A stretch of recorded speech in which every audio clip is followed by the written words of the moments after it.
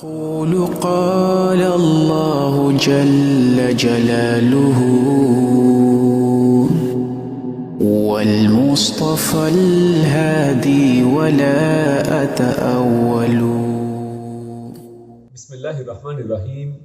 الحمد للہ رب العالمین والصلاة والسلام علی اشرف الانبیاء وسید المرسلین. اما بعد رب اشرح لی صدری ویسر لی امری واحلل عقدۃ من لسانی یفقہوا قولی. ربنا زدنا علما. قرآن حکیم کے 27ویں پارے کی تفسیر کا خلاصہ پیش کیا جا رہا ہے، اور پارے کے آغاز میں سورۃ الذاریات وہ جاری ہے. اللہ فرماتا ہے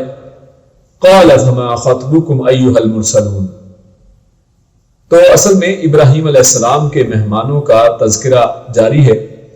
اور آپ جانتے ہیں کہ ابراہیم علیہ السلام نے انتہائی بہترین مہمانوں کے ساتھ سلوک کیا ہے، اور یہاں پر فرمایا قال فما خطبکم ایھا المرسلون کہ اے فرشتوں، اے اللہ کے بھیجے ہوئے لوگوں، تمہارا معاملہ کیا ہے، یعنی مقصد کیا ہے آنے کا. اور یہ بہت ہی اہم نکتہ ہے یہاں پر ہمارے سامنے آتا ہے، وہ یہ کہ انہوں نے فرشتوں سے ان کے آنے کا مقصد بعد میں پوچھا ہے، مہمانوں سے آنے کا مقصد بعد میں پوچھا ہے، اور پہلے ان کی اچھی طرح خاطر مدارت کی ہے، ان کی ضیافت کی ہے. تو لہٰذا پتہ یہ چلا کہ جب کوئی مہمان آئے تو آتے یہ نہیں کہ ہاں جی کیسے آئے ہیں، کیوں آئے ہیں، بلکہ آئے تو ان کی اچھی طرح پہلے خاطر مدارت کی جائے، اور پھر ان کے بعد ان سے کوئی بات چیت اس طرح سے کی جائے کہ آپ کا اصل میں مقصد کیا ہے. خیر، فرشتوں نے ان کو بتایا کہ ہم اصل میں قوم لوط کی طرف بھیجے گئے ہیں، اور ہمارا مقصد یہ ہے کہ ہم ان کے اوپر اللہ رب العزت کا عذاب نازل کریں. تو اس حوالے سے وہ فرماتے ہیں، اللہ رب العزت قرآن کریم میں فرماتا ہے فَأَخْرَجْنَا مَنْ كَانَ فِيهَا مِنَ الْمُؤْمِنِينَ کہ ہم ان کے اندر سب کو ہلاک کر دینے والے ہیں، لیکن ان میں سے ایمان والے جو لوگ ہیں ہم ان کو ان میں سے نکال لیں گے، ایمان والوں کو بچا دیا جائے گا. تو یہاں سے پتہ یہ چلتا ہے کہ ایمان کی قدر و قیمت کیا ہے، اور جو دعوت دین کرنے والے لوگ ہیں، جو مصلح لوگ ہیں، جو لوگوں کی اصلاح چاہتے ہیں، جیسا کہ لوط علیہ السلام اور ان کے ساتھ ہیں دیگر جو لوگ تھے نیک لوگ، اللہ رب العزت فرماتا ہے کہ ہم ان کو بچا لیں گے. فرشتوں کو ان کو بچانے کا حکم دیا گیا ہے. فما وجدنا فیہا غیر بیت من المسلمین. اور یہاں پر یہ بات بھی بتائی گئی ہے کہ وہاں پر انہیں ایک گھر کے علاوہ کوئی گھر بھی ایمان والوں کا نہیں ملا، یعنی ایک گھر صرف ایمان والوں کا بچا ہے، اس کے علاوہ اسلام کا نام لیوا کوئی شخص بھی نہیں تھا. اور پتہ یہ چلا اس میں بہت بڑی ایک نصیحت کی بات وہ یہ ہے کہ جب ایمان والے باقی نہیں بچتے ہیں، جب مصلح باقی نہ بچیں اور لوگ مصلح لوگوں کی توہین کریں اور ان لوگوں کو عزت نہ دیں اور ان کی بات پر لبیک نہ کہیں، تو اللہ رب العزت ایسی قوم کو برباد کر کے رکھ لیتا ہے. اب ان کی قوم کا مقصد باقی نہیں رہتا ہے، تو لہٰذا اللہ رب العزت ان کے اوپر اپنا عذاب نازل کرتے ہیں. ورنہ اس وقت تک کسی قوم کے اوپر عذاب نہیں آتا ہے جب تک ان کے اندر مصلح لوگ موجود ہوں. لہٰذا فرمایا کہ ہم ان کو اس میں سے باہر نکال لیں گے، کہ جب وہ مصلح اور مومن لوگ باہر نکل جائیں گے تو اس کے بعد ہم اس بستی کو ہلاک کر دیں گے. اور اس حوالے سے اقبال کا ایک بڑا ہی بہترین شعر ہمارے سامنے آتا ہے. وہ کہتے ہیں کہ اٹھا کر پھینک دو باہر گلی میں، سڑی تہذیب کے انڈے ہیں گندے. یعنی کس طرح سے اللہ رب العزت نے ان لوگوں کو اٹھا کر پھینک دیا ہے اور ان لوگوں کو نیست و نابود اور ختم کر دیا ہے. اور آج یہ علاقہ لوط علیہ السلام کی قوم کا علاقہ آپ جانتے ہیں کہ یہ ڈیڈ سی کے کنارے پر رہتے تھے، اور یہ ڈیڈ سی بحر المردار جس کو کہا جاتا ہے، یعنی ایسا سمندر ہے کہ جس کے اندر کوئی چیز زندہ نہیں رہتی ہے. یعنی ان کے اوپر اللہ رب العزت کا جو عذاب آیا تھا اس کے آثار آج بھی آپ اللہ رب العزت نے نشانی کے طور پر وہاں پر رکھ دیے کہ نہ صرف وہ لوگ تباہ کر دیے گئے، بلکہ ان کے اوپر کتنا خطرناک اور شدید پتھروں کی بارش کی گئی. ایسا خطرناک قسم کا عذاب ان کے اوپر آیا ہے کہ وہ سمندر، وہ ڈیڈ سی اور بحر الکاہل ہے، جس کے اندر کوئی جاندار، کوئی ذی روح چیز زندہ نہیں رہ سکتی ہے. بلکہ اس کے بعد اللہ رب العزت نے مختلف قوموں کا ذکر کیا ہے. موسیٰ علیہ السلام کا تذکرہ کیا ہے، عاد کا تذکرہ، سمود کا تذکرہ، قوم نوح وغیرہ کا تذکرہ یہاں پر اس کے بعد ہمارے سامنے آتا ہے. اور یہاں پر اللہ رب العزت اس کے بعد ارشاد فرماتے ہیں فَفِرُّوا إِلَى اللَّهِ إِنِّي لَكُمْ مِنْهُ نَذِيرٌ مُبِينٌ. یہاں پر بڑی ہی بہترین ایک بات کی گئی ہے. اگر آپ قرآن کریم کا مطالعہ کریں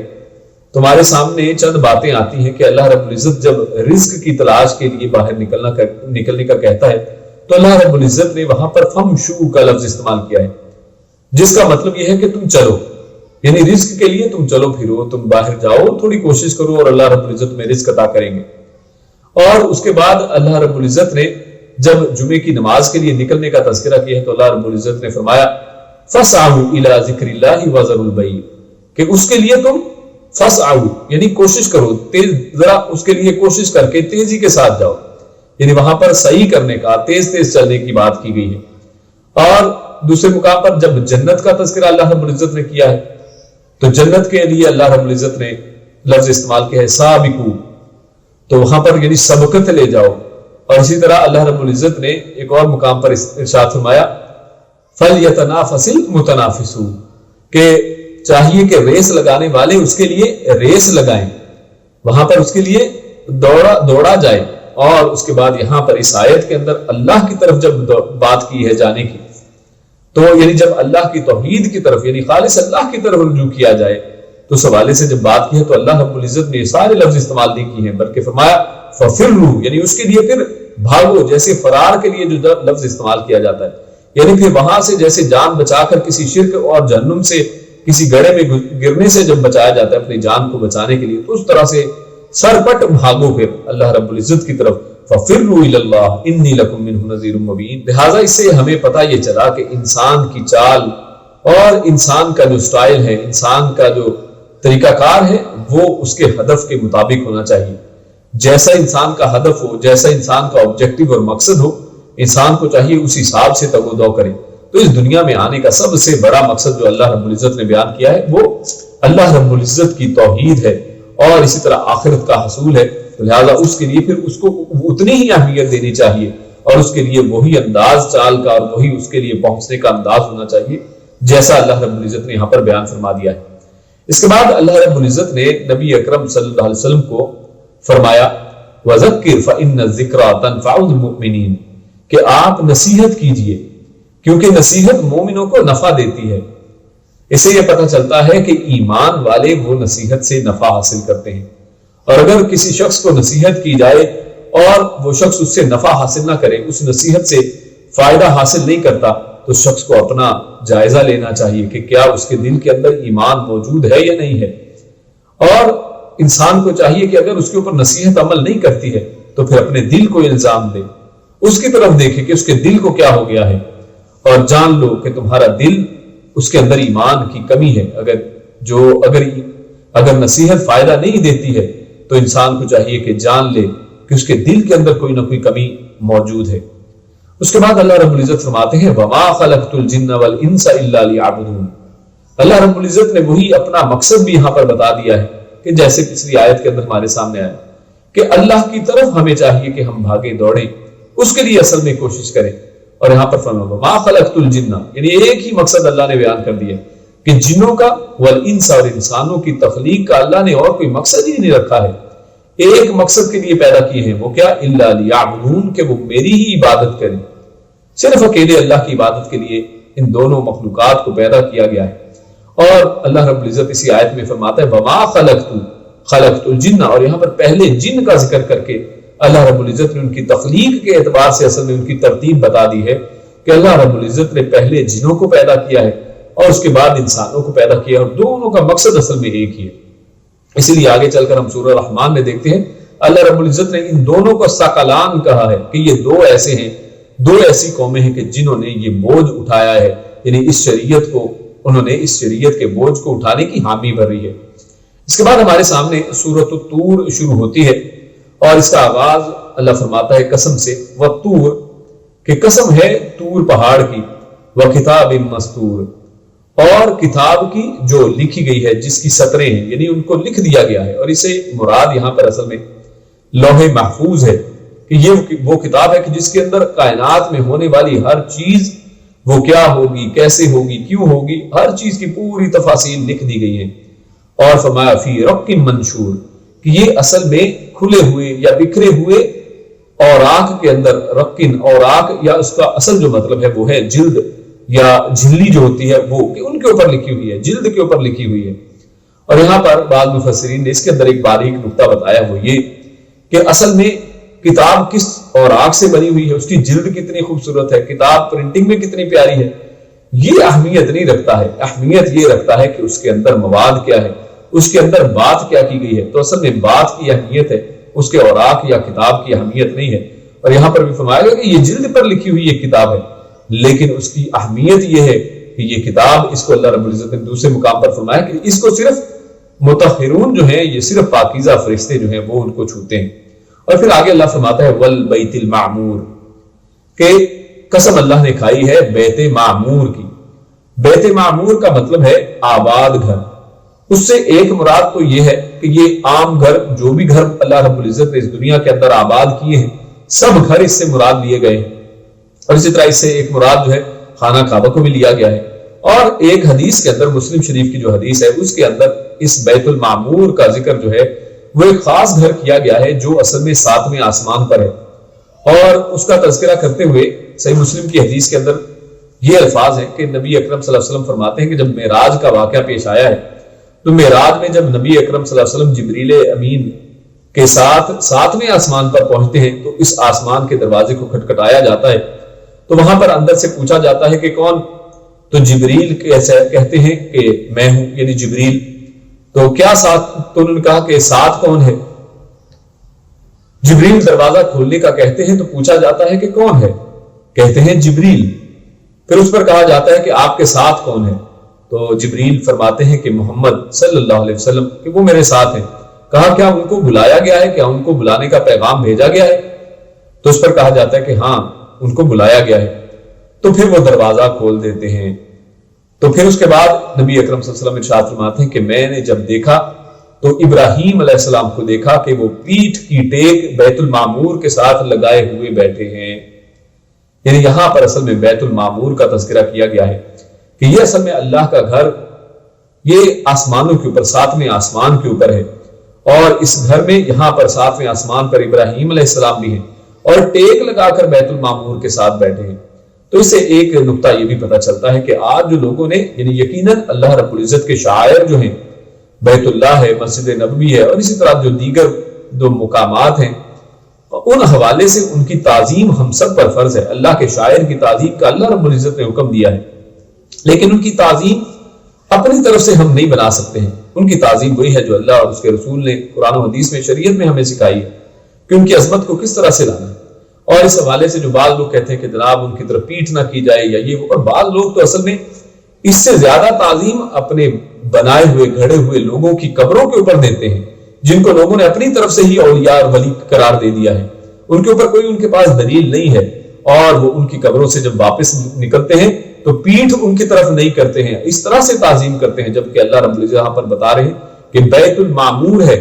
اور ابراہیم علیہ السلام اپنی پیٹھ ٹکائے ہوئے، ان کے ساتھ ٹیک لگائے ہوئے وہاں پر بیٹھے. یعنی کہ یقیناً جو عزت والی جگہ ہیں، جو بہترین جگہ ہیں، شاعر اللہ ہے، ان کی تعظیم ہے، لیکن اپنی طرف سے ہم تعظیم نہیں بنا سکتے ہیں. اور یہ بیت المعمور، اس کی عظمت یہ ہے کہ 70,000 فرشتے ہر روز اس کے اندر داخل ہوتے ہیں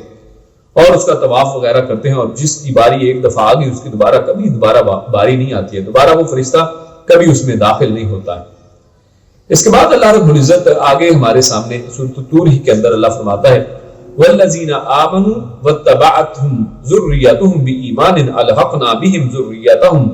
وما التناهم من عملهم من شیء. یہ بھی بڑی ہی بہترین بات یہاں پر کی گئی ہے. اور اللہ رب العزت ارشاد فرماتے ہیں کہ جو لوگ ایمان لائے اور پھر ان کے بعد ان کی ذریت، ان کی اولاد بھی انہی کے طریقے پر چلتی ہے اور ان کو فالو کرتی ہے، یعنی وہ ایمان والے نیک صالح لوگ تھے، اور اگر ان کی اولاد بھی صالح رہتی ہے اور ان کے طریقے پر چلتی ہے، نیکی کے راستے کو اپناتی ہے، ایمان کو اپناتی ہے، تو اللہ فرماتے ہیں الحقنا بہم ذریتہم، تو اللہ رب العزت جنتوں کے اندر ان کو ان کے ساتھ ملا دے گا. یعنی یہ بہت بڑی زبردست قسم کی بات کی گئی ہے کہ جنت کا ماحول بتایا گیا ہے کہ جب جنت میں لوگ چلے جائیں گے تو وہاں پر یقیناً ہر ایک کے اعمال ایک جیسے نہیں ہیں.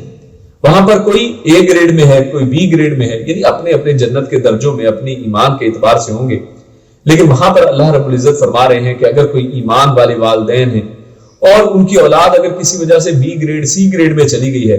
تو اللہ رب العزت نے یہاں پر فرمایا ہے کہ ان کے بی گریڈ کو اے گریڈ کے ساتھ ملا دیا جائے گا. اللہ رب العزت ان کی اولاد کو بھی ان کے ساتھ وہاں پر ملا دے گا اور سب وہاں پر ایک فیملی کی طرح مل جائیں گے. اور کیونکہ یہاں پر ایک کم درجے والے کو بڑا درجہ دیا جا رہا ہے تو یہاں پر یہ بھی پتہ چلتا ہے کہ اللہ رب العزت کا فضل ہے. یہ سارا اللہ رب العزت اپنے فضل کے ساتھ یہ کر رہے ہیں. اگر کسی اے گریڈ والے کو بی گریڈ دے دیا جاتا تو یہ اصل میں ظلم ہوتا, اور اللہ رب العزت ظلم کرنے والے نہیں ہیں. اللہ رب العزت نے ان کے والدین کو ان کے ساتھ ملانے کے لیے نیچے نہیں بھیجا ہے, بلکہ اللہ رب العزت نے ان کی اولاد کو ان کے ساتھ ملا دیا ہے. اور یہاں سے یہ بھی پتہ چلتا ہے کہ والدین کا صالح ہونا ان کی اولاد کے لیے کتنی بڑی نعمت اور برکت والی چیز ہے, اور وہ اولاد کتنی خوش نصیب ہے کہ جن کو نیک والدین مل جاتے ہیں کہ ان کی وجہ سے وہ سب ایک جگہ پر پہنچ جائیں گے اور ان سب کو اللہ رب العزت آپس میں ملا دے گا. اس کے بعد ہمارے سامنے سورۃ النجم شروع ہوتی ہے, اور سورۃ النجم بڑی ہی عظیم سورت ہے. آغاز ستارے کے ساتھ ستارے کی قسم کھا کر کیا گیا ہے. بسم اللہ الرحمن الرحیم. والنجم اذا ہوا, کہ قسم ہے ستارے کی جب وہ ٹوٹ کر گرتا ہے, یعنی شوٹنگ سٹار بہت ہی تیزی کے ساتھ گرتا ہے. اور ہوا کا لفظ استعمال کیا گیا ہے کہ جب انسان جو ہے اللہ کی ہدایت کو چھوڑ کر گر جاتا ہے, اپنی خواہشوں کی طرف ٹوٹ پڑتا ہے,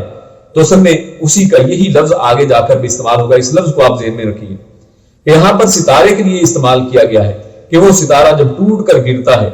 تو اسی حوالے سے آگے اللہ فرماتا ہے ما ضل صاحبکم وما غوی. اور یہاں پر اللہ رب العزت نے پیارے حبیب اور امام الانبیاء اور مومنوں کے امام کی بات اور ان کی صفات بیان کی ہیں کہ نبی اکرم صلی اللہ علیہ وسلم جو ایمان والے توحید پرستوں کے امام ہیں, ان کی خصوصیات کیا ہیں, کسی توحید پرست کا امام کیسا ہو سکتا ہے اور کون ہے. نبی اکرم صلی اللہ علیہ وسلم کا تعارف یہاں پر کروا دیا گیا ہے کہ ما ضل صاحبکم وما غوی, کہ دلال کس کو کہتے ہیں کہ انسان کو علم نہ ہو کہ اس کا راستہ کیا ہے, وہ راستے سے ہی بھٹک جائے. تو فرمایا کہ آپ کا حبیب, آپ کے ساتھی جو ہیں پیارے رسول صلی اللہ علیہ وسلم, وہ علم کے اعتبار سے بھی جو ہے وہ بھٹکے نہیں ہیں, علم کے اعتبار سے بھی وہ بالکل سیدھے راستے پہ ہیں. وما غوا, اور مقصد کے اعتبار سے بھی وہ بھٹکے نہیں ہیں. وما ينطق عن الهوى, اور ان کا نطق جو ہے وہ بھی پاک ہے. اللہ رب العزت نے اس کو بھی پاک کر دیا ہے. وما ينطق, وہ نہیں اپنے نطق سے, اپنی زبان سے کچھ بولتے. عن الهوى, یعنی وہ ہوا نہیں ہوتی ہے, جو وہی بات جو شروع میں ہوا کی, یعنی وہ اللہ رب العزت کے وحی کے مطابق بولتے, اپنی خواہشوں سے نہیں بولتے ہیں, اپنی خواہشوں کی طرف نہیں بھاگتے ہیں, بلکہ اللہ رب العزت کے حکم سے بولتے ہیں. اور اس کا فرمایا ان ہوا الا وحی یوحی, وہ تو وہی کچھ بولتے ہیں جو اللہ رب العزت نے ان کی طرف وحی کی ہے. اور ہاں آگے چل کر ایک جگہ پر فرمایا کہ ما زاغ البصر وما طغى, ان کی آنکھیں جو ہیں, ان کی نظر جو ہے وہ بھی بھٹکتی نہیں ہے. یعنی نبی اکرم صلی اللہ علیہ وسلم کو اللہ رب العزت پورا پروٹیکٹڈ اور اپنے یعنی زیر سایہ اور اپنے یعنی پوری گائیڈ لائنز کے انڈر رکھا ہے. اور نبی اکرم صلی اللہ علیہ وسلم کے بارے میں یہ جو لوگ اصل میں مشرکین مکہ, وہ نبی اکرم صلی اللہ علیہ وسلم پر یہ اصل میں الزام لگاتے تھے کہ شاید ان کو کوئی اجمی شخص, کوئی اور دوسرا آدمی ان کو آ کر یہ باتیں بتا جاتا ہے, اور نبی اکرم صلی اللہ علیہ وسلم کیونکہ خود تو امی ہے, وہ تو یہ چیزیں جانتے نہیں ہے, تو یہ ہمیں آگے بیان کر دیتے ہیں. تو اللہ رب العزت نے پھر اس کا بھی جواب آگے دیا ہے. اللہ فرماتا ہے علمہ شدید القویٰ, کہ ان کو جو تمہارا کہنا ہے کہ ان کو کوئی اور آدمی بتا گیا, ایسی بات نہیں ہے. یہ بھٹکے نہیں ہیں, گمراہ نہیں ہیں, یہ ہر بات وحی کی روشنی میں کر رہے ہیں. اور یہ وحی لانے والا کون ہے؟ علمہ, یہ وحی کس نے دی ہے, کس نے اس وحی کا علم نبی اکرم صلی اللہ علیہ وسلم تک پہنچایا ہے. تو ان کی طرف جو رسول اللہ نے بھیجا ہے, ان کی طرف وحی لانے والا جس کو بنا کر بھیجا ہے, شدید القویٰ, وہ بڑا ہی طاقتور ہے. اور اس سے مراد اصل میں جبریل علیہ السلام ہے. اور فرمایا ذو مرۃ فاستویٰ, کہ وہ بڑی طاقتور ہیں. ذو مرۃ فاستویٰ, پھر وہ بلند ہوئے. یہ جبریل امین کے حوالے سے بتایا جا رہا ہے. فرمایا وَهُوَ بِالْأُفُقِ الْأَعْلَى, اور وہ افق الاعلیٰ, ایک افق کے کنارے پر, مشرقی کنارے پر بڑی بلندی کے مقام پر پھر تھے.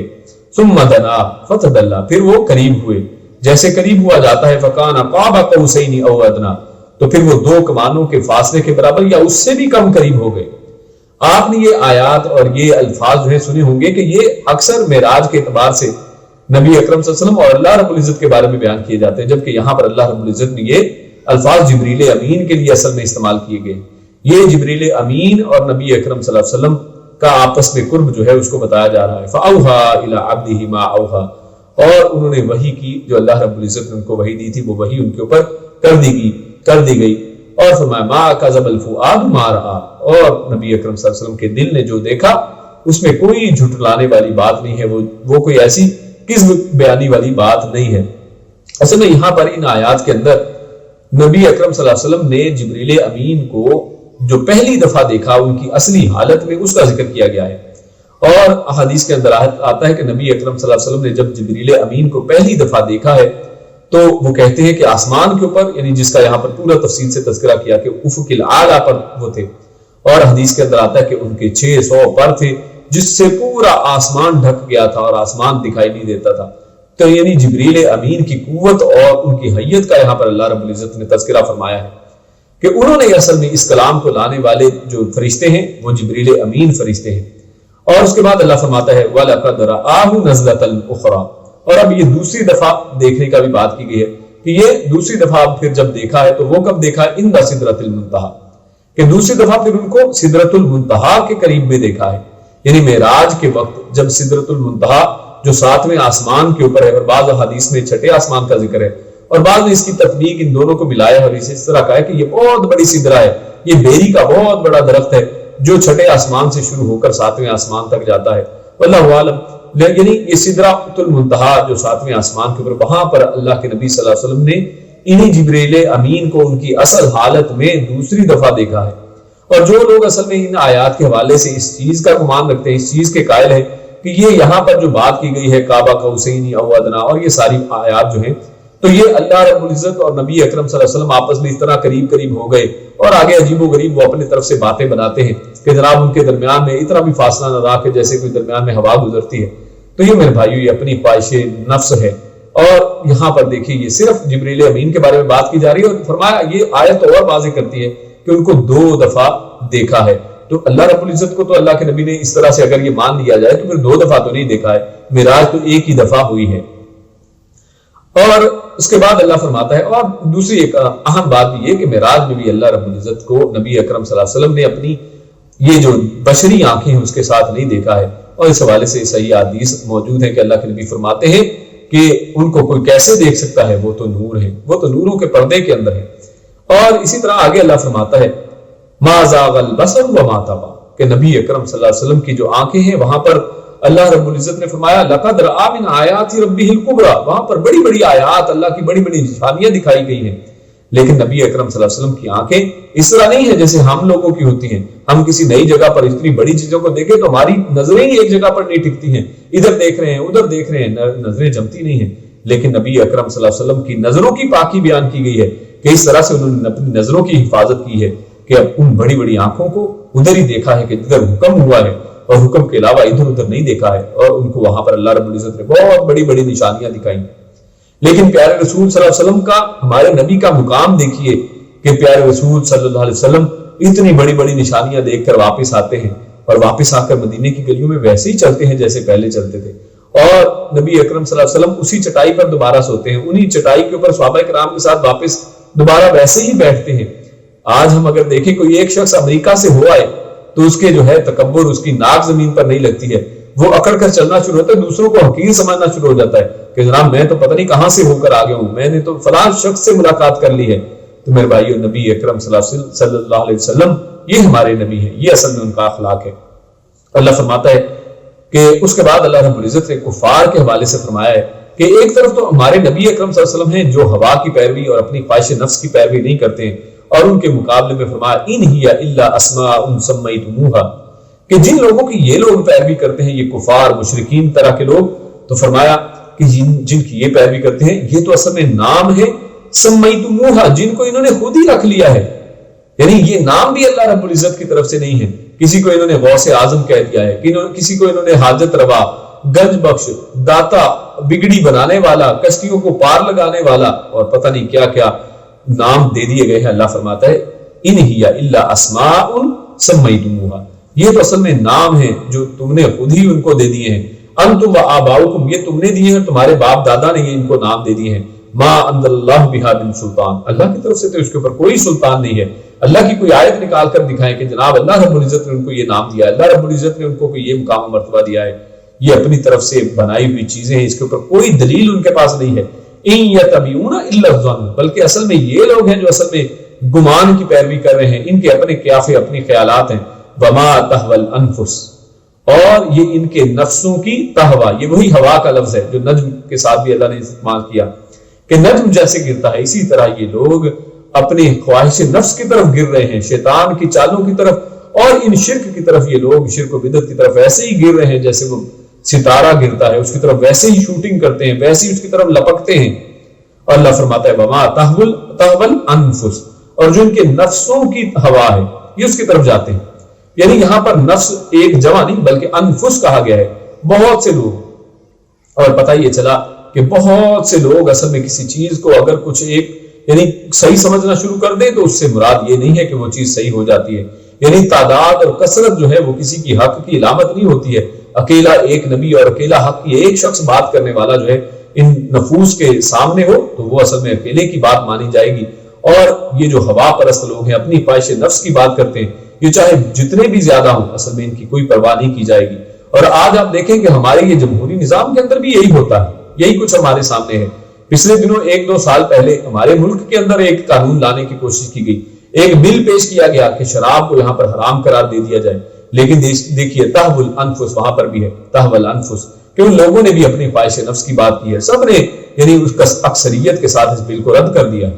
اور اسی طرح آپ یورپ کے اندر دیکھیں ناموس رسالت کا جو بل ہے اس کو کس طرح سے سب لوگوں نے جب مل کر جمہوریت کے نظام کے تحت جب ووٹوں کی گنتی کی ہے تو اس کو بھی رد کر دیا ہے۔ تو میرے بھائیو یہ اصل میں نظام ہی ایسا ہے، یعنی اس گندے اور گلے سڑے نظام سے آپ امید رکھتے ہیں۔ اللہ رب العزت ہمیں دین کا صحیح سمجھ عطا فرمائے۔ اس کے بعد اللہ رب العزت نے ارشاد فرمایا ہے کہ انسان کو چاہیے کہ وہ اپنی نیکیاں نہ گنے،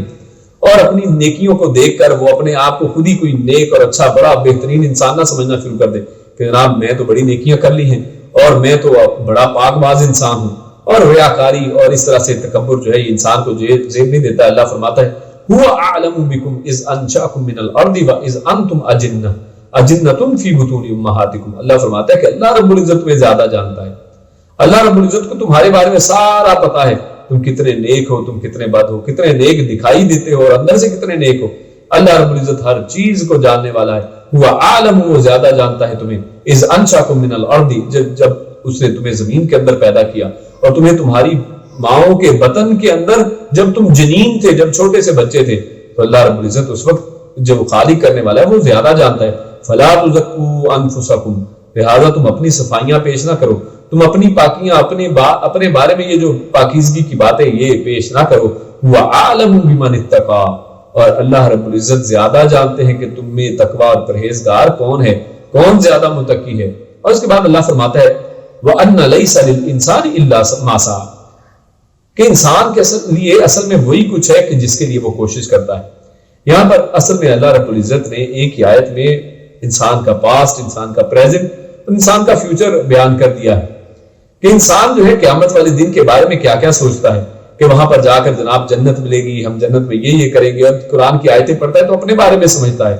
جبکہ انسان کے لیے تو وہی کچھ ہے جس کے لیے وہ کوشش کرتا ہے۔ انسان کو چاہیے اپنے حال کو دیکھے، اپنے ماضی کو دیکھے، اگر تو اس نے نیکی کے لیے کام کیے ہیں، اگر اللہ رب العزت کی رضا کے لیے کام کیے ہیں، ریاکاری سے بچ کر اللہ رب العزت کے دین کے اوپر عمل کیا ہے، عمل صالح بھی کیے ہیں، ایمان بھی لایا ہے، حق کی بات کی ہے اور برائیوں سے روکا ہے، صبر کیا ہے، تو یقیناً پھر اس کا بدلہ جو ہے جنتی ہونے والی ہے انشاءاللہ۔ اور اگر وہ ایسا نہیں ہے تو انسان کے لیے تو وہی کچھ ہے جس کے لیے اس نے کوشش کی ہے۔ اگر پوری زندگی کی کوشش یہ دنیا تھی کہ دنیا بن جائے، دنیا میں فلاں مقام و مرتبہ حاصل ہو جائے، اقتدار مل جائے، پیسہ آ جائے، کوٹھی بن جائے، گاڑی ہو جائے، تو میرے بھائیو یہ مل گیا،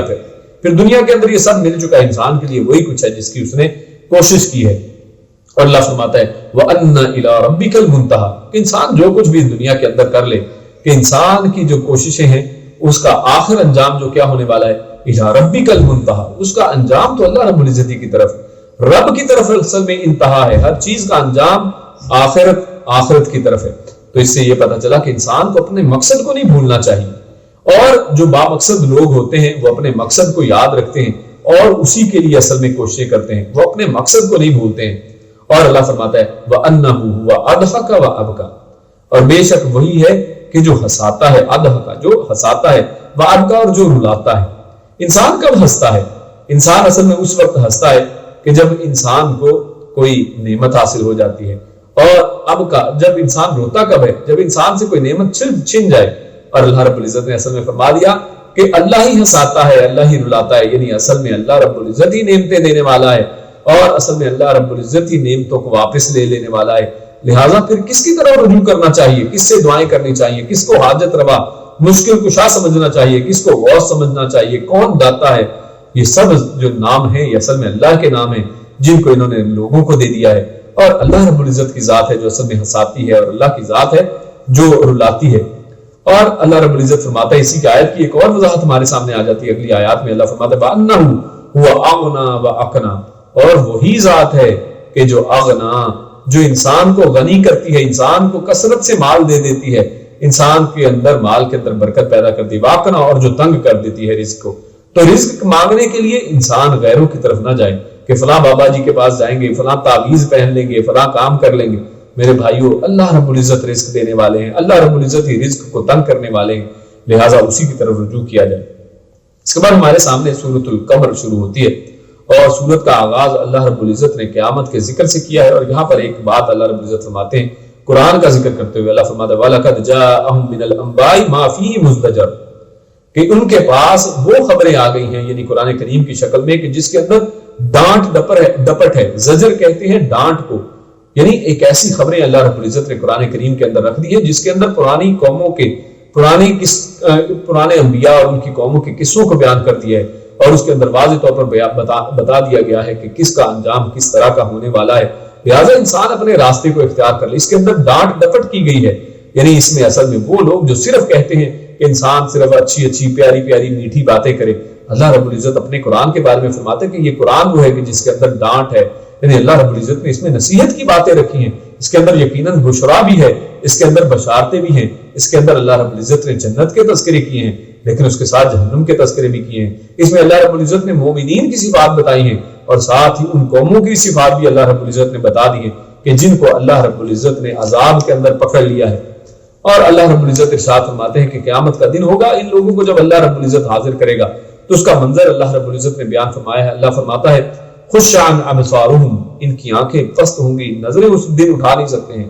اس دن شرمندگی کے مارے ایسے ہیں کہ اس دن کسی کے اندر اللہ رب العزت کے جلال کی وجہ سے آنکھیں اٹھانے کی ہمت نہیں ہے۔ یخرجون من الاجداث، اور یہ اپنی قبروں سے نکلیں گے۔ قبروں کے لیے قبر کا لفظ بھی عربی کا لفظ ہے، لیکن یہاں پر قبر نہیں کہا گیا ہے، اجداث کہا گیا ہے، کیونکہ اجداث ایسی قبر کو کہا جاتا ہے جس کا کوئی نشان باقی نہیں رہتا ہے۔ یعنی اللہ فرماتے ہیں کہ اللہ رب العزت ایسی قبروں سے بھی تم کو نکال دینے والے ہیں کہ جس کا کوئی نشان باقی نہیں ہے۔ یعنی جو لوگ آج یہ کہتے ہیں کہ انسان اگر ہوا کے اندر کسی وجہ سے تباہ ہو گیا ہے، کوئی شخص جو ہے اس کی قبر ہی نہیں ہے، تو اللہ فرماتا ہے کہ قبر کا کوئی نشان بھی نہیں ہے، اللہ رب العزت پھر بھی اکٹھا کر لیں گے۔ یہ ہندو جو انسان کی میت کو جلا دیتے ہیں اور اس کی راکھ کو پھر پانی میں بہا دیتے ہیں، اور اس کی راکھ پتہ نہیں کدھر کدھر زمین کا حصہ بنتی ہے، اللہ رب العزت کے لیے سب آسان ہے۔ اللہ رب العزت یہ جو قبریں بھی نہیں ہیں، جن کا کوئی نشان بھی نہیں ہے، اللہ رب العزت وہاں سے بھی اٹھانے والے ہیں۔ اور فرمایا کأنہم جراد منتشر، اور ان کی مثال اللہ فرماتا ہے کہ اس دن یہ کس طرح کے ہوں گے، جیسے جراد ہے۔ جراد کہتے ہیں ٹڈیوں کو، منتشر بکھری ہوئی، یعنی ان کے اندر اس دن ان کے حالت کو بتایا جا رہا ہے کہ اس دن یہ اس کثرت کے ساتھ زمین سے نکل آئیں گے کہ جیسے ٹڈیاں کثرت کے ساتھ نکل آتی ہیں۔ اور اللہ رب العزت نے ایک دوسرے مقام پر ہمارے سامنے وہ بھی آیا تھا جس میں فرمایا کالفراش المبثوث، کہ انسانوں کی دوسری حالت بتائی ہے کہ انسان ایسے ہوں گے جیسے بکھرے ہوئے پتنگے ہوتے ہیں۔ یہاں پر جراد ٹڈیوں کی بات کی ہے، وہاں پر پتنگوں کی بات کی ہے۔ دونوں کی حالت اگر آپ دیکھیں تو دونوں کثیر تعداد میں ہوتے ہیں۔ ایک ان کے اندر دونوں میں یہ خصوصیت ہے کہ آپ ان کو دیکھیں کہ بعض اوقات ٹڈیاں اوپر سے گزرتی ہیں، ایسے لگتا ہے سورج کو چھپا دیتی ہیں، اندھیرا ہو جاتا ہے، ایسے لگتا ہے جیسے بادل آ گیا ہے،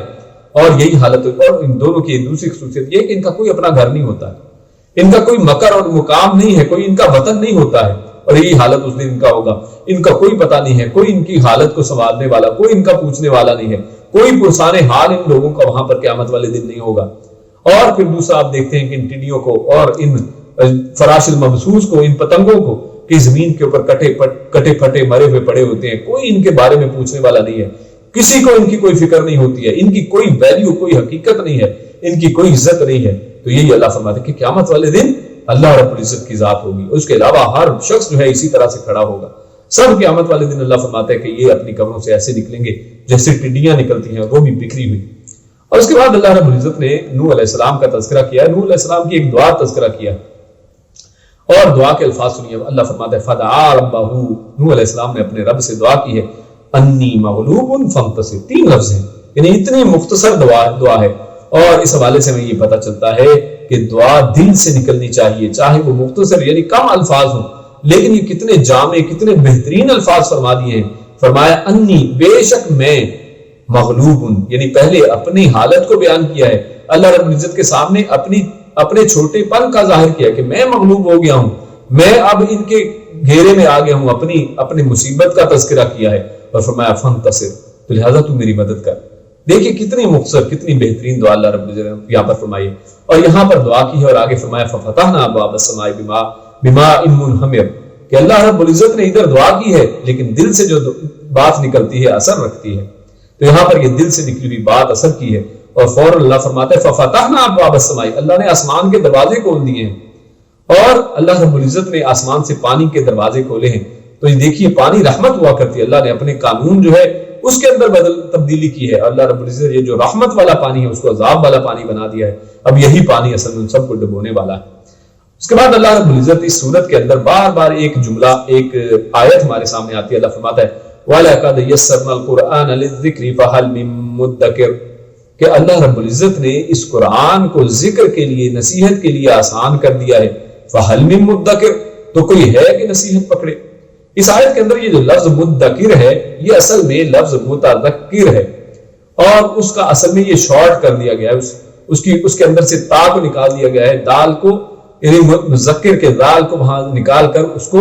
دال کے ساتھ تبدیل کر دیا گیا ہے، تا کو نکال دیا گیا ہے، لفظ کو شارٹ چھوٹا کر دیا گیا ہے. اور اصل میں علماء کہتے ہیں کہ اس کے اندر یہ بڑی نشانی ہے جو اللہ نے یہاں پر دعویٰ کیا ہے کہ اللہ نے اس قرآن کو آسان کر دیا ہے تاکہ نصیحت پکڑے. تو اللہ نے دیکھیے ایک انداز بیان کر دیا کہ اللہ نے کس طرح اس کو آسان کیا ہے. اللہ نے لفظ کو ہی چھوٹا کر دیا ہے، یعنی اللہ یہی باتیں انسان آپ دیکھتے ہی ہیں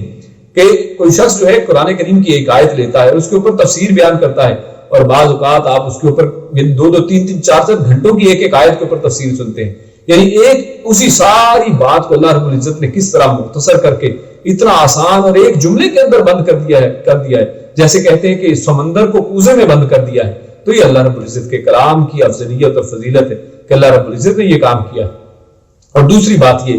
اس آیت کو بار بار لانے کا مقصد، یہ آیت بار بار ہر 2-3 آیتوں کے بعد 1-2 آیتوں کے بعد آتی ہے کہ وَلَقَدْ يَسَّرْنَا الْقُرْآنَ لِلذِّكْرِ فَهَلْ مِن مُّدَّكِرٍ. اس سے یہ پتہ چلتا ہے کہ یہ تذکیر کی بات ہے، یعنی انسان جب نصیحت کرے تو اس کو بار بار کرے، نصیحت کی بات بار بار کرنی چاہیے. ایسا نہیں کہ میں نے اس کو فلاں شخص کو ایک دفعہ کہہ کے دیکھ لیا ہے اب میں اس کو نہیں کہوں گا کیونکہ وہ ماننے والا نہیں ہے. نہیں، اللہ رب العزت بار بار ایک بات کو دہراتے ہیں، یعنی نصیحت کی بات کو بار بار دہرایا جائے. اللہ رب العزت نے خود اس نصیحت کو ہمارے لیے آسان کیا ہے اور بار بار دہرایا. اور دوسرا اس سے یہ پتہ چلتا ہے کہ نصیحت اس وقت بنتی ہے جب بار بار کی جائے، اور آسان بھی اس وقت بنتی ہے جب اس کو بار بار دہرایا جائے. اسی لیے قرآن کریم میں آپ دیکھیں گے کہ ایک جیسے بعض اوقات واقعات کو مختلف انداز میں مختلف طریقوں سے مختلف جگہوں پر بیان کر دیا گیا ہے تاکہ انسان کہیں پر اس کا ایک جو ہے پہلو اجاگر ہوتا ہے، کہیں پہ اس کا کوئی دوسرا پہلو اس کی وضاحت کر دی جاتی ہے تاکہ انسان بور نہ ہو، انسان کے لیے آسانی ہو، انسان آسانی کے ساتھ اس کو سمجھ لے، اور انسان کے تمام سوالوں کے جوابوں کو اللہ رب العزت نے بڑی آسانی سے اس طرح سے یعنی ایک سبب نزول کے اعتبار سے ان کو ان کے پس منظر کے اعتبار سے نازل کر کے، ورنہ اگر یہ صرف ایک کوئی خطبہ ہوتا تو شاید ہی اس کی کوئی کیفیت ہی اور ہوتی. لیکن اللہ رب العزت نے ویسا انداز نہیں اپنایا ہے، بلکہ اس کو قرآن بار بار پڑھی جانے والی چیز، اور بار بار پڑھنے سے بھی یہ اصل میں تذکیر بنتی ہے. جب بار بار ایک چیز کو دہرایا جائے تو وہ چیز انسان کے اوپر اثر کرتی ہے. اس کے بعد اللہ فرماتا ہے وَلَقَدْ رَاوَدُوهُ عَنْ ضَيْفِهِ فَطَمَسْنَا أَعْيُنَهُمْ فَذُوقُوا عَذَابِي وَنُذُرِ. اس کے بعد اللہ رب العزت نے بعض دیگر انبیاء کا تذکرہ کیا ہے، قوم عاد کا تذکرہ، قوم سمود کا تذکرہ، اور آگے چل کر قوم لوط کا پھر تذکرہ یہاں پر آتا ہے. اور اس حوالے سے اصل میں جب یہ قوم لوط والے انہوں نے لوط علیہ السلام کے مہمانوں کو دیکھا تو ان کے اوپر بھی یہ فریفتہ ہو گئے ہیں. تو اللہ رب العزت نے فرمایا کیونکہ یہ اپنی آنکھوں کے مرض کے اندر مبتلا ہو گئے ہیں، ان کی آنکھیں اصل میں بھرنے والی نہیں ہیں، ان کی آنکھوں کے اندر اب شرم و حیا باقی نہیں رہا ہے. تو اللہ رب العزت فرماتا ہے کہ اللہ رب العزت نے فَطَمَسْنَا أَعْيُنَهُمْ، تو اللہ نے ان کی آنکھیں ہی ختم کر دی ہیں، وہ اپنی بینائی سے ہاتھ دھو بیٹھے ہیں. فَذُوقُوا عَذَابِي وَنُذُرِ. اور پھر اس کے بعد اسی پر بس نہیں ہے، ان کے اوپر پھر عذاب بھی آئی ہے، اور اللہ کہتا ہے کہ میرے عذاب کا اب مزہ چکھو. اس کے بعد اللہ رب العزت نے سورۃ القمر ہی کے آخر میں اللہ رب العزت فرماتا ہے متقین کا ذکر کرتے ہوئے اللہ فرماتا ہے ان المتقین فی جنات و نہر، کہ جو متقین ہیں وہ جنتوں میں اور نہر کے پاس ہوں گے. اور فرمایا فی مقعد صدق عند ملیک مقتدر. کتنی بڑی زبردست قسم کی خوشخبری اللہ رب العزت نے اس آیت میں دی ہے کہ جنت میں بھی صرف جنت میں حالانکہ پہنچ جانا ہی بہت بڑی بات ہے، انسان کی بہت بڑی کامیابی ہے کہ انسان دوزخ سے بچ جائے اور جنت میں چلا جائے، لیکن ارشاد فرمایا کہ وہاں پر یہ ان کے لیے صدق کا مقام ہے، یہاں پر رہنے کی بہترین ایک جگہ بھی ہے. کہاں پر؟ عند ملیک مقتدر، ایک اقتدار والے، مقتدر، قدرت رکھنے والے ملیک یعنی بادشاہ کے پاس ان کا یہ مقام ہے. یعنی یہ لوگ اللہ رب العزت کے عرش کے سایوں میں اللہ رب العزت کے قریب ہوں گے، اللہ کے پاس ہوں گے. یعنی جس کو اللہ رب العزت کا قرب نصیب ہو جائے، کتنی بڑی بات یہاں پر کی جا رہی ہے. اللہ رب العزت ہم سب کو جنتوں کا حقدار ٹھہرائے اور اللہ رب العزت کا قرب نصیب فرمائے. اس کے بعد سورہ رحمان شروع ہوتی ہے، بڑی ہی عظیم سورت ہے اور اس کے اندر بھی بہت سی باتیں. مختصر سب سے پہلی چیز تو اللہ رب العزت فرماتا ہے بسم اللہ الرحمن الرحیم الرحمن. رحمان کے لفظ کے ساتھ اللہ رب العزت نے اس سورت کا آغاز کیا، اور یہ لفظ اس حوالے سے دیکھ لیجئے کہ پورے قرآن کریم کے اندر یہ لفظ جو ہے اکیلا، یعنی جب بھی آتا ہے یا تو اکیلا آیا ہے جیسے یہاں پر آیا ہے، یا پھر اگر آئے تو اس کے ساتھ جو دوسرا پیر ہے وہ ہمیشہ رحیم آتا ہے، جیسے سورۃ الفاتحہ میں الرحمن الرحیم، بسم اللہ الرحمن الرحیم، رحمان اور رحیم پیر کے ساتھ آتے ہیں، اور یہاں پر یہ اکیلا اللہ رب العزت نے ذکر کیا ہے. اور اصل میں رحمان کا معنی کیا ہے؟ رحیم سے یہ مختلف اس طرح سے ہے کہ رحمان یعنی انتہائی مہربان، وہ مہربان کہ جس کی مہربانی صرف مسلمانوں پہ نہیں بلکہ کفار، ہر ایک کے اوپر، ملحد جو اللہ کو مانتا نہیں ہے، جو اللہ کو جانتا نہیں، اس کے لیے بھی اللہ رب العزت نے رحم و کرم کا معاملہ فرمایا. اس لیے آغاز الرحمن سے کیا ہے. اور اللہ کی رحمت کا اظہار کیا ہے؟ علم القرآن. یہ قرآن کریم اللہ رب العزت کی رحمت کا سب سے بہترین نمونہ ہے کہ یہ اصل میں قرآن کریم جس کے اوپر عمل کر کے انسان اللہ کی رحمت یعنی جنت کو حاصل کر سکتا ہے. یہ خود قرآن کریم بھی اللہ کی رحمت ہے. اللہ نے رحمان کہہ کر فوراً یہ فرما دیا کہ اللہ نے قرآن نازل کر کے تم پر بہت بڑی رحمت کی ہے، اور فرمایا خلق الانسان، پھر اللہ نے انسان کو پیدا کیا، علمہ البیان، اور اس کو بیان کرنا سکھا دیا. یہ کتنی بڑی نعمت ہے کہ یہ بیان ہی ہے جس کی وجہ سے انسان جو ہے باقی جانداروں، باقی جانوروں سے مختلف ہے. انسان اپنی رائے کا اظہار کر سکتا ہے. اور اللہ رب العزت نے اس قرآن کے تناظر میں اگر اس کو دیکھیں تو اللہ رب العزت نے ایک طرف جب قرآن سکھایا پھر قرآن کا بیان بھی سکھا دیا ہے کہ اس قرآن کے اندر کیا کچھ ہے، اس کی حکمتیں، رموز، اور جو اس کے اندر نصائح ہیں، اس کے اندر جو تذکیر کی باتیں ہیں، نبی اکرم صلی اللہ علیہ وسلم نے ہمارے سامنے کھول کھول کر بیان کر دی ہے.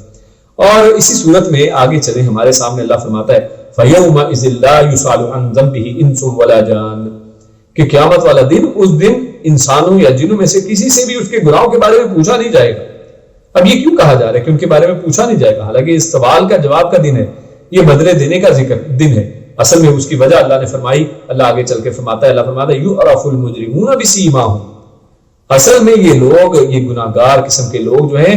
اپنی سیماہم، اپنے ماتھوں کے، اپنے چہروں کے نشانوں، یعنی ان کو دیکھ کے یہ آپ کو پتہ چل جائے گا، ان کے حلیے سے یہ آپ کو پتہ چل جائے گا کہ یہ لوگ کس طرح کے لوگ ہیں. اللہ فرماتا ہے مجرموں کو ان کے چہروں سے پہچان لیا جائے گا، ان کی نشانیوں، ان کی علامات سے پہچان لیا جائے گا. آج بھی آپ دیکھیں تو نیک لوگ اور مومن اور صالح لوگ جو ہیں ان کے چہروں سے آپ پہچان سکتے ہیں. ان کی داڑھی کو اگر آپ دیکھ لیں آپ فوراً پہچان جائیں گے یہ کوئی مسلمان ہے. یعنی ورنہ آپ دیکھیں داڑھیوں کے انداز مختلف ہیں، سکھ بھی داڑھی رکھتا ہے، یہودی بھی داڑھی رکھتے ہیں، ہندو بھی داڑھی رکھتے ہیں، لیکن ایک مسلمان کی جب آپ داڑھی دیکھیں گے اس کی شکل دیکھ کے آپ پہچان جائیں گے کہ یہ شخص مسلمان ہے. اس طرح مسلمانوں کے اندر آپ کو پتہ چل جائے گا کوئی کلین شیو ہے، کوئی کس طرح کا ہے، آپ داڑھی سے دیکھ لیں گے کہ یہ شخص، اس شخص کا دین کے ساتھ، اللہ کے نبی کے ساتھ کیا تعلق ہے، ایمان کے ساتھ اس کا تعلق کیسا ہے اور کس نسبت سے اور کس قدر ہے، اس کی مقدار کا آپ کو اندازہ ہو جائے گا. تو اس دن انشاءاللہ مجرموں کو اسی طرح نشانوں کے ساتھ پہچان لیا جائے گا.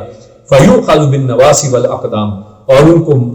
جو پیشانی کے بالوں سے اور قدموں سے پکڑ لیا جائے گا. یعنی کیسا یہ یعنی حقارت والا انداز ہے، ان مجرموں کے ساتھ کیسا سلوک ہونے والا ہے. ایک طرف پیشانی سے پکڑ لیا گیا ہے، دوسری طرف ٹانگوں سے پکڑ لیا گیا ہے، پکڑ کے جہنم کے اندر پھینک دیا گیا ہے. اس طرح سے ان لوگوں کو جیسے لاشیں پھینکی جاتی. تو یہی حال قیامت والے دن اس طرح ہونے والا ہے. اللہ فرماتا ہے وَلِمَنْ خَافَ مَقَامَ رَبِّهِ جَنَّتَانِ.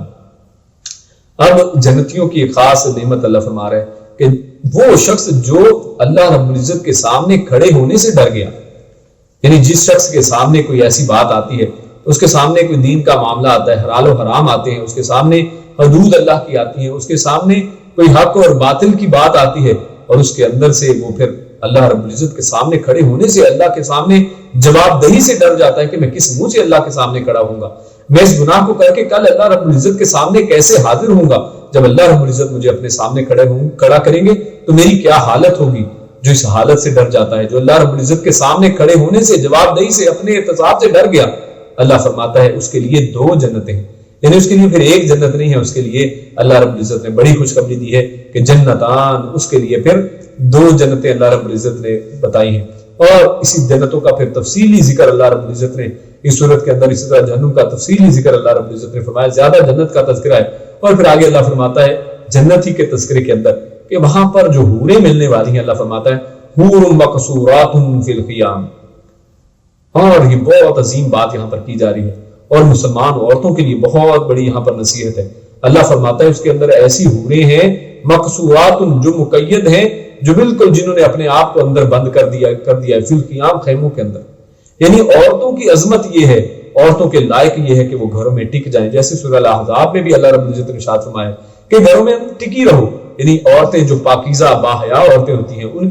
ان کی نشانی یہ ہوا کرتی ہے کہ وہ اپنے گھروں کے اندر ٹکی رہتی ہیں۔ اللہ رب العزت نے ان کی دیگر خصوصیات کے ساتھ یہ خصوصیت ذکر کر دی ہے کہ وہ پاکیزہ اتنی ہیں کہ وہ اپنے گھروں کے اندر ٹکنے والی ہیں۔ لہذا جو عورتیں جب پتہ کریں تو وہ جی گھر میں نہیں ہیں، کہاں گئی ہیں جی باہر کہیں بازار میں، یعنی جب گئی ہیں بازار میں گئی ہیں، یعنی جو گھر میں عورتیں ٹکتی نہیں ہیں، بلا وجہ بازار کے چکر لگانا، ہاں ضرورت کے تحت جایا جا سکتا ہے، لیکن بلا وجہ ہر وقت بازار کے چکر لگانے والی عورتوں کو اللہ رب العزت نے پسند نہیں کیا ہے۔ اللہ نے حکم دیا ہے کہ گھروں کے اندر ٹکی رہو۔ اور یہاں پر ان حوروں کی بھی خصوصیت بتائی گئی ہے کہ یہ خیام کے اندر اپنے خیموں میں ٹکی رہنے والی ہے۔ اللہ فرماتا ہے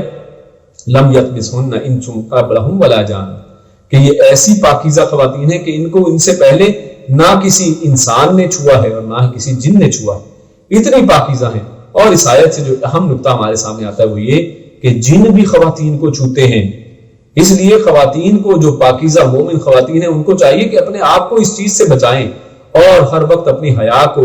قائم رکھیں، اور جب عورت اور مرد آپسی تعلقات بنائیں اس وقت بھی حیا کو اپنے اندر ملحوظ رکھیں، اور اس وقت وہ دعا مانگیں جو اللہ کے نبی صلی اللہ علیہ وسلم نے سکھائی ہے، جس کے اندر انسان اپنی اولاد کے لیے شیطان سے حفاظت کی دعا مانگتا ہے، اور اس یہ دعا مانگنے کے بعد انسان شیطان سے، یعنی ان جنات سے اپنے آپ کو بچا لیتا ہے کہ کہیں جن اس کے اندر شامل نہ ہو جائیں اس عمل کے اندر، اور اس اولاد کے اندر وہ شامل نہ ہو جائیں۔ جیسے قرآن کریم کے دوسرے مقام پر اللہ نے فرمایا کہ یہ شیطان اپنی اولادوں کے اندر بھی اپنا حصہ ڈالتے ہیں، ان کے کھانوں کے اندر بھی اپنا حصہ ڈالتے ہیں، کھانے میں بھی ساتھ بیٹھ جاتے ہیں، اور اسی طرح اولاد کے معاملے میں وہاں پر بھی ساتھ شامل ہو جاتے ہیں۔ تو اس لیے فرمایا کہ یہ مقصورات جو ہیں، یہ حوریں جو ہیں، ان کو تو کسی جن اور انس نے نہیں چھوا ہے۔ اسی طرح مومن عورتوں کو بھی چاہیے کہ وہ اپنی حیا اور اپنی عصمتوں کی پوری طرح حفاظت کریں۔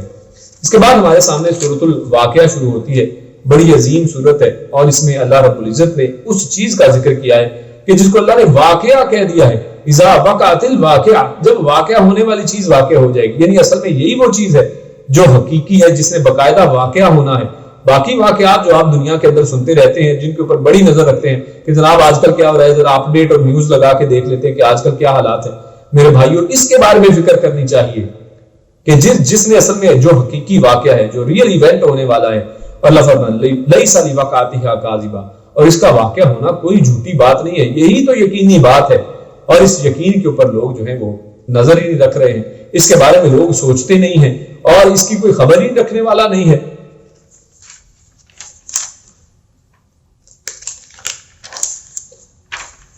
تو اس کے بعد اس صورت کے اندر اللہ رب العزت نے جنتیوں اور دوزخیوں کے حالات کو بڑی تفصیل کے ساتھ بیان کیا ہے کہ جنتیوں کے کس طرح سے حالات ہونے والی ہیں اور دوزخیوں کے ساتھ کیا کیا کچھ ہونے والا ہے، بڑی تفصیل کے ساتھ اس کے اندر ذکر کیا گیا ہے۔ اور اس صورت کے آخری حصے میں اللہ رب العزت فرماتا ہے، اللہ رب العزت نے انسان کی اصل میں اپنی بے بسی کا اظہار بتایا ہے کہ جب ان کا پیارا، ان کے محبوب، ان کے والدین، کوئی بڑے جو ہیں وہ جب فوت ہوتے ہیں، ان کے سامنے کوئی شخص فوت ہو رہا ہوتا ہے، کوئی پیارا فوت ہو رہا ہے، تو انسان کچھ بھی نہیں کر سکتا ہے، انسان بالکل بے بس ہے، اور وہ اس وقت اس کی کوئی مدد نہیں کر سکتا ہے۔ اللہ فرماتا ہے فلولا اذا بلغت الحلقوم، کہ جب جان حلق کے اندر آ جائے گی، یعنی یہ حالت نزاع جو ہے جب وہ آ جائے گی، وانتم حینئذ تنظرون، تم اس وقت ان کا کچھ نہیں کر سکتے ہو۔ یعنی آپ جو ہے انسان سمجھتا ہے کہ جناب وہ بڑا کچھ کر سکتا ہے، انسان اس وقت جب حلق میں جان آ جائے انسان کچھ نہیں کر سکتا، اس کو موت کو روکنے کے لیے جو مرضی چاہے کر لے، انسان اس کے اوپر قادر ہی نہیں ہے۔ اس وقت صرف تم کھڑے دیکھ سکتے ہو کہ انسان کی جان کس طرح نکل رہی ہے، اس سے زیادہ انسان کے کنٹرول کے اندر کوئی چیز نہیں ہے۔ اور انسان پتہ نہیں کیا کچھ کرتا رہتا ہے پوری دنیا کہ جناب فلاں شخص جو ہے اس کے ساتھ اگر اپنا طریقہ اپنا جوڑ لے گا، فلاں کی طریقت کو اختیار کر لے گا، فلاں کے جناب مریدی بن جائے گا تو اس کے ساتھ یہ فائدہ ہو جائے گا. اس وقت انسان کو کوئی چیز فائدہ نہیں دینے والی ہے. سب دیکھ سکتے ہیں، سب اس وقت دیکھنے والے ہوتے ہیں. وَنَحْنُ أَقْرَبُ إِلَيْهِ مِنْكُمْ وَلَٰكِن لَا تُبْصِرُونَ کہ تم دیکھتے نہیں، اس وقت وہ میرے زیادہ قریب ہوتا ہے، اس وقت وہ میری طرف روانگی کا اس کا سفر ہو گیا ہے. فَلَوْلَا إِن كُنتُمْ غَيْرَ مَدِينِينَ تَرْجِعُونَهَا إِن كُنتُمْ صَادِقِينَ. اللہ نے بہت بڑی بات کی. اللہ کہتا ہے اگر تم اتنے ہی سچے ہو، اگر دنیا کے اندر اتنی پھڑے مارتے ہو تو اللہ کہتا ہے اس کو پھر واپس لا کے دکھاؤ. اللہ رب العزت تو اب اس کو لے گئے ہیں، اب اس کی جان قبض ہو گئی ہے، اب اس کو اگر واپس لوٹا سکتے ہو تو اس کی ابھی تو جان پوری نکلی بھی نہیں ہے، ابھی تو حلق میں جان ہے، اب واپس لوٹا کے تم دکھا دو. کوئی شخص ایسا نہیں کر سکتا ہے. جب اللہ رب العزت کسی کی جان کو لے لیں، ایک دفعہ قبض کر لیتے ہیں تو اس کے بعد وہ روحیں یا علیین کے اندر چلی گئی ہیں یا سجین میں گئی ہیں، اب یہ واپس لوٹنے والی نہیں ہے. اللہ نے واضح فرما دیا لا ترجعونها، تم بھی اپنے زور لگا لو، تم ان کو واپس نہیں لا سکتے ہو. تو وہ لوگ جنہوں نے یہ نظریہ بنا لیا ہے کہ روحیں فلاں فلاں تاریخ کو واپس آتی ہیں، فلاں کے گھروں میں ان کے والدین کی روحیں آتی نہیں، اور بہت سے لوگوں نے اپنے قصے کہانیاں اپنے والدین کے اپنی کتابوں کے اندر لکھے ہیں کہ جناب میرے والد صاحب واپس آتے تھے. میرے بھائیوں وہ کون آتا تھا اللہ بہتر جانتا ہے. روحیں واپس نہیں آتی ہیں. اس کے بعد اللہ رب العزت نے سورۃ الحدید میں ارشاد فرمایا، اللہ فرماتا ہے وَمَا لَكُمْ لَا تُؤْمِنُونَ بِاللَّهِ وَالرَّسُولُ يَدْعُوكُمْ لِتُؤْمِنُوا بِرَبِّكُمْ وَقَدْ أَخَذَ مِيثَاقَكُمْ إِن كُنتُم مُؤْمِنِينَ. اللہ رب العزت نے اس آیت میں مومنوں کو ارشاد فرمایا کہ تم ایمان لے کر آؤ. اللہ فرماتا ہے وَمَا لَكُمْ لَا تُؤْمِنُونَ بِاللَّهِ، تمہیں کیا ہو گیا کہ تم اللہ کے اوپر ایمان نہیں لاتے اور اس کے رسول پر ایمان نہیں لاتے، اور اللہ کے رسول تمہیں بلا رہے ہیں، اللہ کے رسول اپنی طرف اپنی سنت کی طرف اپنے طریقے کی طرف تمہیں بلا رہے ہیں، تم ایمان کیوں نہیں لے کر آتے؟ یدعوکم لتؤمنوا بربکم کہ تم اپنے رب کی عبادت کرو، اس کے اپنے رب کے اوپر ایمان لاؤ. اور اللہ فرماتا ہے وقد اخذ میثاقکم ان کنتم مؤمنین، اگر تم مومن ہو تو پھر تم اپنے اس وعدے کو پورا کرو. یعنی پتہ یہ چلا یہ مومنوں سے خطاب کیا جا رہا ہے، مومنوں کو کہا جا رہا ہے کہ تم اللہ کے اوپر ایمان کیوں نہیں لاتے ہو، اللہ کے رسول پر ایمان کیوں نہیں لاتے ہو. یعنی یہ پتہ یہ چلا کہ اصل میں ایمان صرف زبان سے کہہ دینے کا نام نہیں ہے. اللہ رب العزت یہاں پر زبان سے جو کہہ دیا ہے اب اس کے تقاضوں کو پورا کرنے کا حکم دے رہے ہیں کہ اب جو کہہ چکے ہو اب اس کے تقاضے بھی پورے کرو، اب سچے مسلمان بن کے بھی دکھاؤ. ایمان تو ٹھیک ہے تم نے لا الہ الا اللہ پڑھا، اب ایمان لے آئے، شہادتین پڑھ کے اللہ اور اس کے رسول کا کلمہ پڑھ کے اس کے اندر داخل ہو گئے ہو، لیکن اب ایمان کو ثابت بھی کر کے دکھاؤ. صرف باتیں نہیں ہیں، یہ صرف باتوں کے ساتھ جنت ملنے والی نہیں ہے. اللہ فرماتا ہے اگر تم سچے ہو، اگر تم واقعی ایمان والے ہو تو پھر ایمان کے اوپر عمل بھی کر کے دکھاؤ.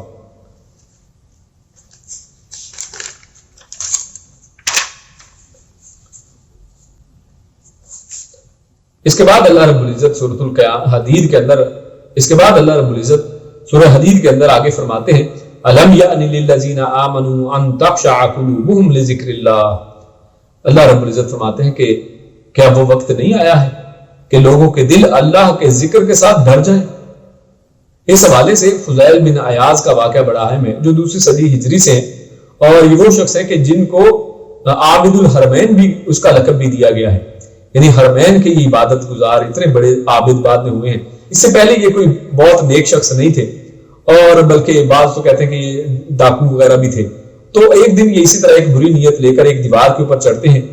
اور ابھی وہاں پر چڑھے ہیں اور پیچھے سے آواز آتی ہے کہ الم یأن للذین آمنوا ان تخشع قلوبهم لذکر اللہ، کہ کیا ابھی وہ وقت نہیں آیا ہے کہ لوگوں کے دل اللہ کے ذکر سے ڈر جائیں.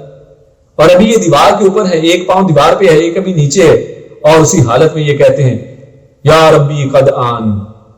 یعنی یہ کہتے ہیں کہ یا اللہ یہ وہ وقت آ گیا ہے، اور وہیں پہ یہ اس کے اوپر توبہ طائب ہوتے ہیں. یعنی یہ ہوتے ہیں ایمان والے کہ جب ابھی ان کے کان کے اندر یہ آیت پڑی ہے اسی وقت اس کے اوپر توبہ کی ہے، اسی وقت اس برے عمل سے رک گئے ہیں، اس عمل کو کیا نہیں ہے، اور کہا کہ ہاں وہ وقت آ گیا ہے میرے رب، میرا دل جو ہے اللہ کے ذکر سے، ذکر کو میں نے سنا ہے، اس قرآن کو سنا، میرا ذکر دل ڈر گیا ہے. تو لہٰذا یہ حالت ایمان والوں کی ہونی چاہیے. اور اس سورۃ الحدید کے اندر اللہ رب العزت نے ایک آیت میں حدید کا تذکرہ کرتے ہوئے فرمایا ہے لَقَدْ أَرْسَلْنَا رُسُلَنَا بِالْبَيِّنَاتِ وَأَنزَلْنَا مَعَهُمُ الْكِتَابَ وَالْمِيزَانَ لِيَقُومَ النَّاسُ بِالْقِسْطِ وَأَنزَلْنَا الْحَدِيدَ فِيهِ بَأْسٌ شَدِيدٌ وَمَنَافِعُ لِلنَّاسِ وَلِيَعْلَمَ اللَّهُ مَن يَنصُرُهُ وَرُسُلَهُ بِالْغَيْبِ إِنَّ اللَّهَ قَوِيٌّ عَزِيزٌ. جب مسلسل شکستیں کفار کو ہوئی ہیں بدر اور اس کے بعد دیگر بے شمار جو غزوات ہیں ان کے اندر کفار کو جب شکست ہوئی ہے تو اس وقت کے کفار نے، اور یہ سلسلہ آج تک جاری ہے کہ ان کفار نے مسلمانوں کے خلاف جو ہے وہ پروپیگنڈا کرنا شروع کر دیا،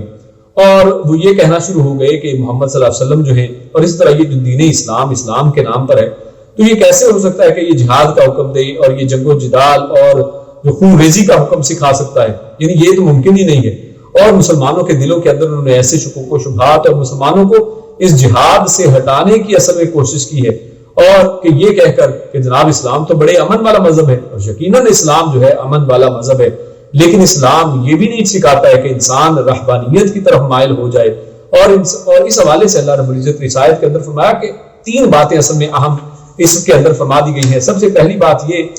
کہ اللہ رب العزت نے فرمایا لَقَدْ أَرْسَلْنَا رُسُلُنَا بِالْبَيِّنَاتِ، کہ اللہ نے تمام رسول جو ہے وہ بڑی واضح نشانیوں کے ساتھ بھیجے ہیں، اور اللہ رب العزت نے ان کے ساتھ کتابیں بھیجی ہیں۔ کیوں؟ والمیزان، اور میزان ترازو بھیجا ہے، لِيَقُومَ النَّاسُ بِالْقِسْطِ، تاکہ یہ لوگوں کے درمیان میں عدل و انصاف کو قائم کرے۔ اور کوئی بھی نبی اپنی قوم کے اندر کیسے عدل و انصاف قائم کر سکتا ہے اگر وہ لوگوں کو ان کے ظلم سے نہیں روکتا ہے؟ تو لہٰذا اس ظلم کو روکنے کے لیے تلوار کو اٹھانا پڑے گا، لوگوں کے ساتھ سختی کرنی پڑے گی، اور اسی طرح جب یعنی اللہ رب العزت فرماتے ہیں کہ کس ان کے اوپر عدل قائم کیا جائے، تو جب تک قوت اور سلطنت اور غلبہ حاصل نہ ہو تو انسان یہ کام نہیں کر سکتا ہے۔ یعنی آج اگر انسان کسی امریکہ کے اندر رہتا ہے جہاں پر اسلام کی حکومت نہیں ہے، تو وہاں پر کیا انسان اللہ رب العزت کے اس اسلام کے قانون نافذ کر سکتا ہے کہ کوئی اکیلا شخص کہے کہ میں اس قرآن کے اصولوں کو نافذ کرتا ہوں؟ نہیں، وہاں پر پہلے اسلام کی حکومت ہوگی، اور پھر اس کے بعد وہاں پر یہ سارے معاملات کیے جا سکتے ہیں۔ اور اس کے فوراً بعد اللہ رب العزت فرماتا ہے کہ اس ظلم و ستم سے بچنے کے لیے، اس عدل کو قائم کرنے کے لیے تقاضا یہ ہے کہ انسان جو ہے وہ جہاد کرے، اور یہ جہاد اللہ رب العزت نے فرمایا کہ یہ اصل میں اس کے لیے آپ کو اسلحہ چاہیے، اور فرمایا وَأَنزَلْنَا الْحَدِيدَ فِيهِ بَأْسٌ شَدِيدٌ، کہ اللہ رب العزت نے لوہا اتارا ہے جس کے اندر بڑی سختی ہے، بڑی اس کے اندر قوت اور طاقت ہے، اور یہ قوت اور طاقت جہاد کے اندر استعمال ہوتی ہے اسلحے کے ذریعے۔ اور آج یہ ٹینک اور بے شمار جدید جو اسلحہ ہے سب کا سب جو ہے وہ آپ جانتے ہیں کہ یہ سب لوہے کے اوپر ہے۔ اور اس کے بعد تیسری جو چیز اللہ رب العزت نے آگے ساتھ فرمائی ہے، تیسری آیت کے اندر فرمایا، اس کے اگلی آیت کے اندر وَلَقَدْ أَرْسَلْنَا نُوحًا وَإِبْرَاهِيمَ وَجَعَلْنَا فِي ذُرِّيَّتِهِمَا النُّبُوَّةَ وَالْكِتَابَ فَمِنْهُمْ مُهْتَدٍ، کیسے میں تمام انبیاء جتنے بھی اصل میں اللہ رب العزت نے نوح اور ابراہیم علیہ السلام کے اولاد میں بھیجے، سب کا اصل میں مقصد یہی تھا کہ وہ عدل و انصاف اور لوگوں کے اندر انصاف کو قائم کریں، لوگوں کے اندر ہدایت کا دین جو ہے وہ نافذ کریں۔ تو اصل میں یہ عیسائی جو ہیں، عیسائیوں کو اصل میں کیونکہ یہودیوں کے مقابلے میں جو بڑی سنگدل قوم تھی، اس کے مقابلے میں کیونکہ اللہ رب العزت نے کچھ نرمی عطا کی تھی، تو اس حوالے سے اصل میں ان لوگوں نے جہاد کے راستے کو ہی چھوڑ دیا، اور اس نرمی کا فائدہ اٹھاتے ہوئے انہوں نے بالکل رحمانیت اختیار کر لی ہے جو اصل میں اللہ کی طرف نہیں ہے۔ اور اللہ رب العزت خود آگے چل کر فرماتے ہیں، اسی صورت میں اللہ فرماتا ہے وَرَحْبَانِيَّةً ابْتَدَعُوهَا، کہ اللہ رب العزت نے تو اس رحبانیت کو ایجاد نہیں کیا ہے، اس رحبانیت کو انہوں نے خود اس کی ابتدا کی ہے، مَا كَتَبْنَا عَلَيْهَا، اللہ فرماتے ہیں کہ ہم نے تو ان کے اوپر یہ فرض نہیں کیا ہے۔ یہ رہبانیت، یہ دین کے یعنی جو ایک مین سٹریم کو چھوڑ کر، اس دنیا کو چھوڑ کر پہاڑوں کے کونوں میں، غاروں میں جا کر میناروں کے اوپر رہنے کی یہ جو چیزیں ہیں، یہ حرکتیں اللہ نے نہیں سکھائی ہیں، یہ اللہ رب العزت نے ان کو نہیں سکھایا، یہ بلکہ خود اپنی طرف سے انہوں نے ایجاد کر لیا ہے۔ بلکہ اللہ رب العزت نے جو تو جہاد کا راستہ سکھایا ہے، کس جہاد کے ذریعے ظلم و ستم کا خاتمہ کیا جائے، دنیا کے اندر امن کو قائم کیا جائے، اور عدل و انصاف کا نظام قائم کیا جائے۔ اسی مقصد کے لیے اللہ رب العزت نے تمام انبیاء کو بھیجا ہے۔ اللہ رب العزت سے دعا ہے کہ اللہ رب العزت ہم سب کو نیک عمل اور اچھی سمجھ کی توفیق عطا فرمائے۔ السلام علیکم ورحمۃ اللہ وبرکاتہ۔